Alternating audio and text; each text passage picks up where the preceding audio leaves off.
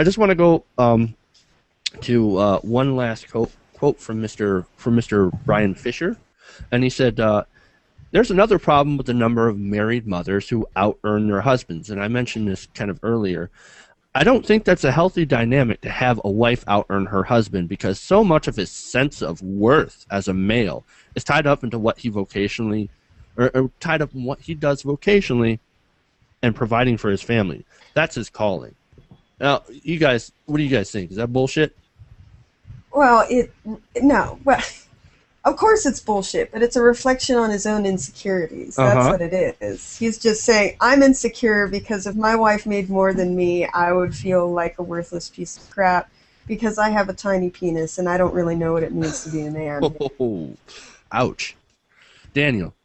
Well, also has a lot to do with his ego and his pride can be much bigger than his penis. But you also have to deal with the fact that people as individuals are different. Some people are lazier. Some of them have more or less drive than others. For someone to make such a broad statement of what's best for everybody is kind of insane. I honestly think these are early conservative values. I mean, the same people that are pro-life or the same people that are anti-unwed mother are the same people that are conservative candidates that actually have various mistresses that bear their children, or also the same individuals that are pro-life that take their mistresses to go get abortions, just like that doctor. Oh, like Scott Desjardins? Yeah. Who's so incredibly pro-life that he's taken his mistresses out to get abortions. Yeah, apparently. But it's pro-life. She was not the first one. Another That's came forward. That's what I'm saying. Mistresses. Yeah. That's insane. But these people are hypocrites. There is no... People are people, and that's truly what it is. Some people have more discretion than others. Right. All right. And I guess with that, I want to go to final thoughts. I want to get everybody's final thoughts on this subject. Ree, let's start with you. Note to everyone in America, stop demonizing single parents and wasting your time and buying into GOP propaganda to make people feel bad about their families and their lives and make them feel deficient somehow. And start focusing on the people that are creating this propaganda because they're really just voicing their own insecurities and fears not only of their own masculinity being threatened, but basically the dichotomy of an entire society.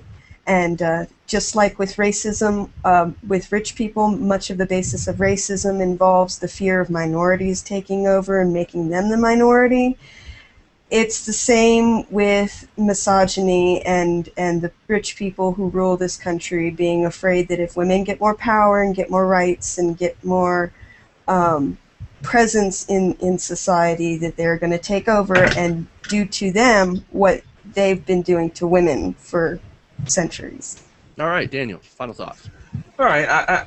Well, another fear is that if you look at human history and so since we've been keeping track, I'm not saying that all women are saints, but if you look at the statistics, more women are usually, they are particularly inherited life givers, for one. Most of them carry altruistic behavior.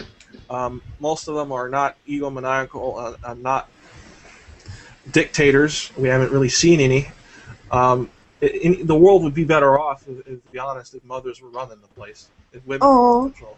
But we'll look at the history. I mean, there haven't been many female Chairman Maos. Come on. Oh, come on, Jeff. You know me and Nicole would do wonders ruling the world together. I'm sure she would agree. Okay, so... They're not diabolical. Most of them are not. So let's go to Sean. Final thoughts. Sean? My final thoughts are pretty simple. See what happened when you let... Oh. Disneyland. I think we're going to lose him. I was going to say, what happened? All right, Sean. Hold on, Sean. We'll have you start over when you come back. Yeah. Come on now. I'm sure that position is not healthy. All right, Sean. All right. Uh-oh. While Sean is coming back, seems to be having some connection problems, but hold on. So I wanted to kind of get into my own final thoughts while we're waiting for Sean to come back with his. And what I want to say is that the polling shows that the public is generally of two different minds when it comes to women in the workplace. Most families know that economic reality, it takes a dual income in most cases to make ends meet. Unless, of course, you're Ann Romney, which, obviously, you're not. At the same time, a vast majority of people also reject the more conservative Brian Fishers and Eric Ericksons of the world, and that in their view that women should return to their, quote, traditional roles. The fact that a majority of these female breadwinners are single, poor, and uneducated minorities kind of in my mind says that we need to continue to educate women and increase the availability of contraception. We should also try to help these families climb the economic ladder, with things like affordable child care, education assistance, and paid maternity leave. A recent study has shown that the U.S. has no paid mandate. A recent study has showed that the U.S. has no mandated paid maternity leave. Also, child care subsidies for low-income parents, which there are, reach only a fraction of those eligible, and the co-pays can consume a significant chunk of a family's income. It's these programs that we have to expand, as we're one of the few countries left in the world that have not gotten with the program. And those are my final thoughts on this.